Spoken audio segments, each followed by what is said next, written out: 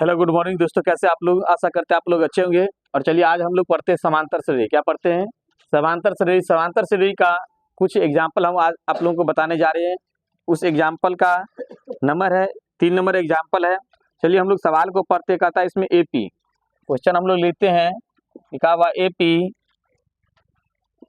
2 7 12 dot dot का 10वां पद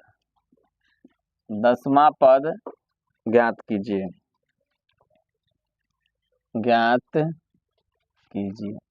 चलिए देखिए, ये जो सवाल है बहुत इंपॉर्टेंट है। बहुत बार ये परीक्षा में पूछा जाता है कि लिखा हुआ है एपी 2 7 12 डॉट डॉट का 10वां पद ज्ञात कीजिए। तो देखिए सबसे पहले हम लोग इसमें क्या करेंगे, हम लोग ए लिख लेते हैं।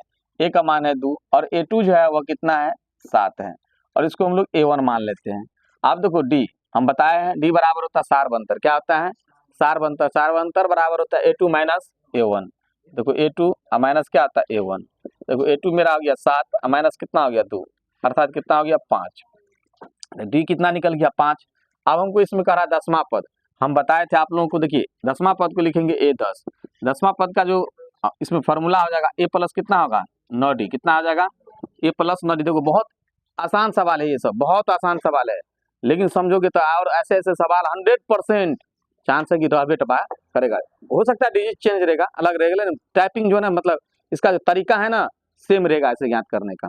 तो देखो A प्लस 9D, A का मान है इसमें 2 प्लस देखो 9 और डी का मान है इसमें 5। तो देखो 2 प्लस 9 पंचे 45, 45 दो कितना हो गया 47। तो हमारा जो 10वां पद हुआ कितना हो गया 47 हो गया। तो क्या ये सवाल सब आसान है कि नहीं है ना? इस प्रकार का सवाल क्या है, बहुत आसान है। अब चलो सबसे पहले हम इसमें बनाते हैं एग्जाम्पल 4। क्या बनाते हैं? एग्जाम्पल 4 नंबर हम बताते। देखो फिर 4 नंबर को हम लोग पढ़ते हैं। कह रहा है एपी 21 18 15 का कौन सा पद -81 है। पहले हम लोग लिख देते हैं। कह रहा है एपी 21 18 15 डॉट डॉट का कौन सा पद -81 है। -81 है। क्या कह रहा है? कौन सा पद -81 है। और साथ ही क्या इस एपी का कोई पद शून्य है? देखो इसमें सबसे पहले कह रहा है कि कोई भी इसका जो पद है एगो पद -81 है। तो सबसे पहले अगर हम ये देखेंगे कि nवां पद को मान लेंगे हम लोग क्या 81। क्या मान लेंगे? 81 मान लेंगे, ठीक है। तब कह रहा है इस एपी का कोई पद शून्य है, और ये भी हम निकाल के आगे देखेंगे कि इस एपी का पद कोई शून्य आता है या नहीं आता है। तो चलो हम लोग इसको बनाते हैं। तो सबसे पहले वही जो प्रोसेस में भी है, देखो A1 बराबर हो गया 21, A2 बराबर हो गया 18। तो देखो डी बराबर लिख देंगे A2 माइनस A1। A2 है हमारा 18 और माइनस देखो 21, ये घटेगा तो हो जाएगा -3। कितना आ जाएगा -3, यानी सारबंतर आ गया -3। उसके बाद देखो इसमें कह रहा है कौन सा पद -81 है। कौन सा पद देखो इसमें तो दिया हुआ नहीं है, उसको हम लोग मान लेते हैं nवां, यानी an बराबर हो गया माइनस में कितना 81। मतलब मान ली हम लोग कि उस संख्या का मान इसमें नहीं दिया हुआ है। nवां पद कितना हो गया, मतलब 81 हो गया। कितना हो गया 81। अब हम लोग क्या करेंगे इसमें, देखो इस फॉर्मूला हमने लिखा है, लिख लेना। an बराबर एगो फॉर्मूला आता है A प्लस n-1d। इसी को देखो, इसी को कोई कोई क्या करता है Tn बोलता है। क्या बोलता है? Tn। तो इसको भी ध्यान रखना है। हम क्या बोले? An बोले चाहे Tn बोले। क्या बोलेगा?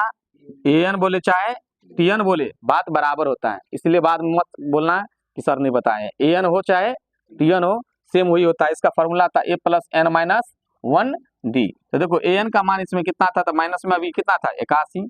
a का मान इसमें कितना है 21। कितना है 21 प्लस देखो n का मान नहीं n-1 और d का मान कितना है -3 है। तो देखो -81। अब देखो 21, देखो इसको 3 से गुना करेंगे माइनस में हो जाएगा 3n, और जब इसको गुना करेंगे प्लस में 3। अब देखो -81 बराबर देखो 21 और 3 कितना आ जाएगा 24 और माइनस कितना 3n। आप देखो -81 इसको इधर लाएंगे, माइनस में कितना हो जाएगा 24 बराबर -3n। क्या दिखाई दे रहा है उसमें नीचे में? देखो नीचे में दिखाई दे रहा है, उसमें दे रही रहा होगा, देना एक बार देख लेना जरूर। चलो देखो अब इसको हम लोग जोड़ेंगे। देखो 4 1 5 8 2 10, माइनस में 100 कितना है 5 हो गया। कितना 105, और माइनस में कितना है 3n। चलो यहाँ से हम लिख देते, दिखाई नहीं देगा हो सकता है। चलो इसको हम लोग एक बार लिख देते हैं। देखो माइनस में 105 बराबर माइनस में 3n, इसीलिए देखो n बराबर हो जाएगा 105 और बटा माइनस में कते माइनस में 3। तो देखो ऊपर नीचे माइनस है तो कट गया है ना, ये भी कट जाता है, कितना होता है 35 होता है।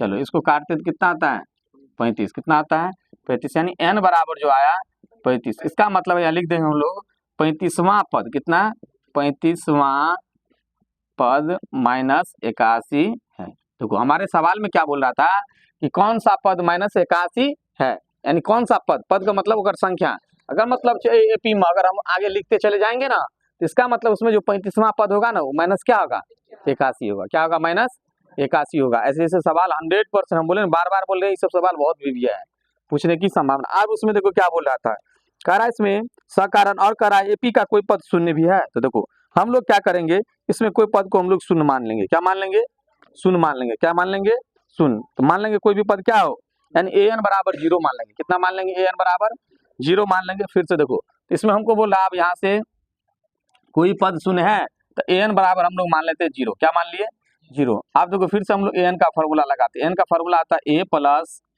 n माइनस 1 इंटू कितना d। तो n का मान कितना 0, कितना हो गया 0। आप देखो a का मान कितना था 21, कितना 21 प्लस देखो n का मान, तो n का मान तो अभी निकला नहीं ना है, यही निकालना है। तो n का मान कते n माइनस 1 और d का मान कते है, तो d का मान अभी जस्ट निकाले थे, माइनस में कितना 3 है। तो देखो यहाँ मान लिए 0, अभी देखो हो गया 21, इसको गुना करेंगे माइनस में 3n और प्लस में कितने 3। आप देखो यहाँ आ जाएगा 0 21 3 कितना 24, कितना आता है 24 और माइनस कितना 3n। आप देखो बराबर के इधर लाएंगे इसको तो माइनस में कितना होगा 24 होगा ना, माइनस में कितना 3n, नहीं दिखाई दे रहा है। चलो देखो यहाँ से देखो अब यहाँ लिखते हैं हम लोग, चूंकि इसमें n बराबर, तो n बराबर लिखेंगे माइनस में 24 और बटा माइनस में कितना 3, दोनों कट गया, 3 और 8 कितना 24, n बराबर कते 8। इसका मतलब देखो 100% है, सत्य है कि इसका जो 8वां पद होगा ना वो क्या होगा 0 होगा, क्या होगा 0 लिखेंगे। 8वां पद क्या लिखेंगे, 8वां पद शून्य है, क्या है शून्य है, शून्य है। कितना आदमी इस क्वेश्चन को समझ में आया आपको पहले बताओ। चलो अति वीडियो को पॉज करो।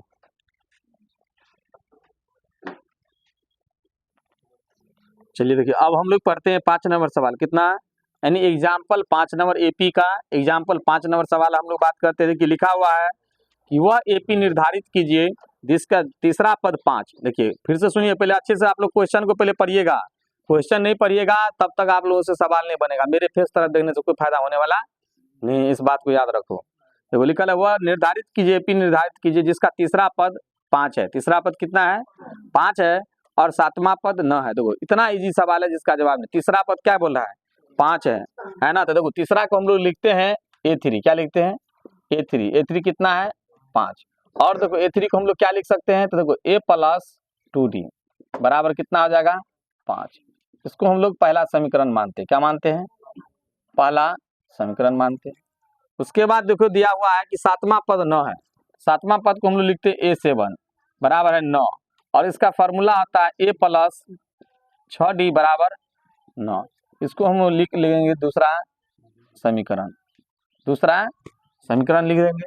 अब इसमें हमको कह रहा है क्या एपी निर्धारित कीजिए, तो देखिए एपी हम लोग निर्धारित करते हैं, यहाँ लिखते हैं समीकरण 1 में से, कितना में से 1 में से समीकरण 2 घटाने पर, क्या करने पर घटाने पर। तो देखो 1 में से हम 2 समीकरण को क्या करते हैं घटाते हैं। देखो पहला है मेरा a प्लस 2d बराबर है 5 और ये वाला है a प्लस 6d बराबर है 9।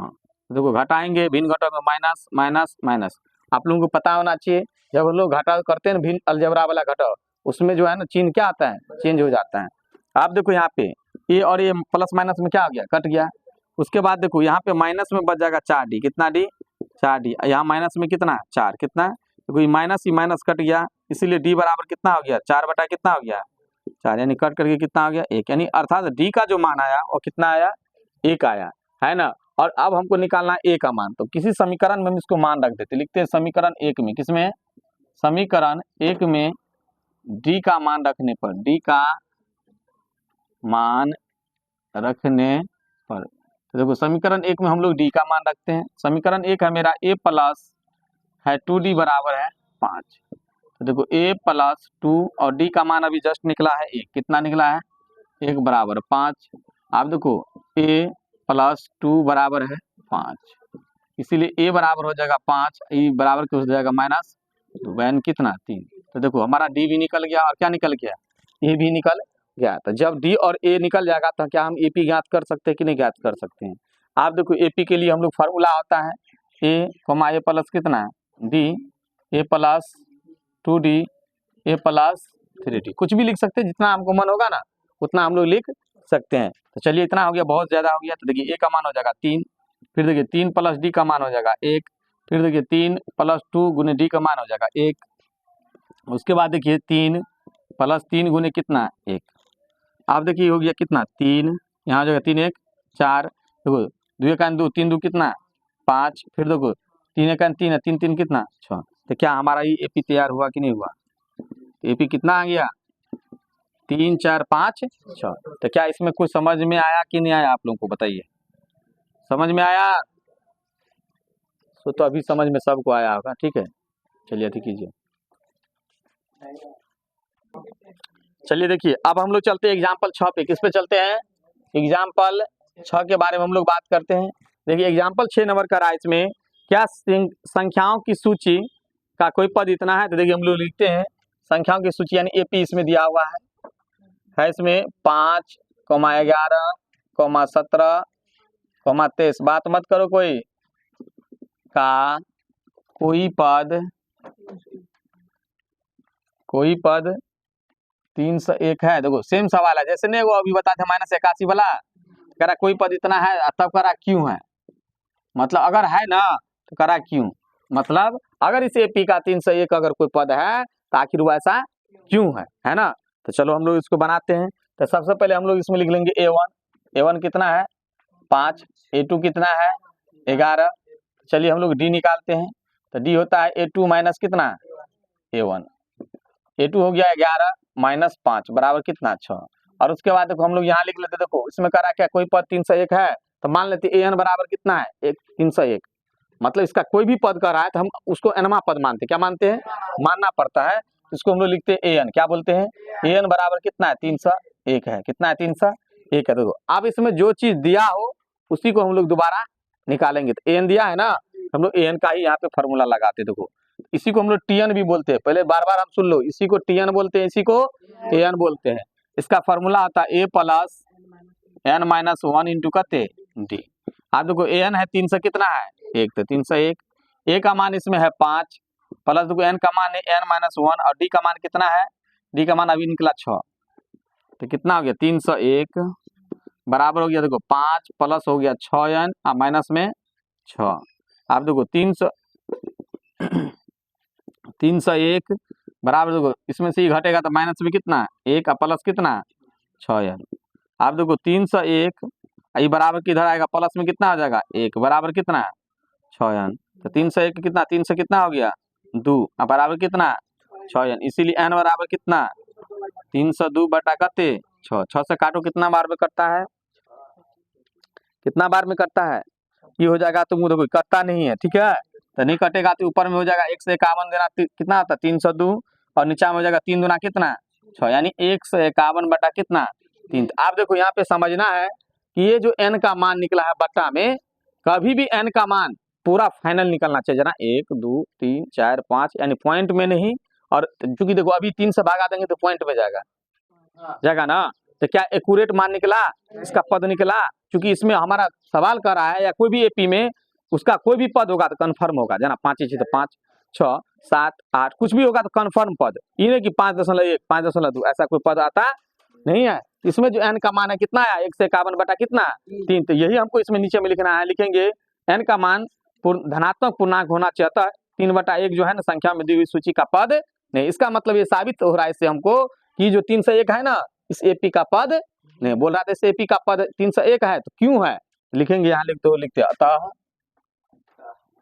अतः 301 AP का पद नहीं है। इसका मतलब ये जबरदस्ती इसमें दे दिया है, मेरा बात समझा हम क्या बोले, ये जबरदस्ती उसमें थोप दिया है कि तुमको मानना ही पड़ेगा कि 301 है। तो कह रहा आखिर क्यों है, हम देख लिए कि एक मतलब एक्यूरेट मान निकला और ये कट करके मान इसका निकलना चाहिए कुछ ना कुछ, जैसा 1 2 3 4 5 पूरा मान आना चाहिए। अगर पूरा मान निकलता तो लिखते 301 इस एपी का पद है, जैसे -81 वाला में लिखे थे अभी, है ना। तो इसमें ऐसा पद नहीं है, कोई दिक्कत, यही इसमें लिखा हुआ था। चलिए इसको अति कीजिए बुआ, चलो उतारो।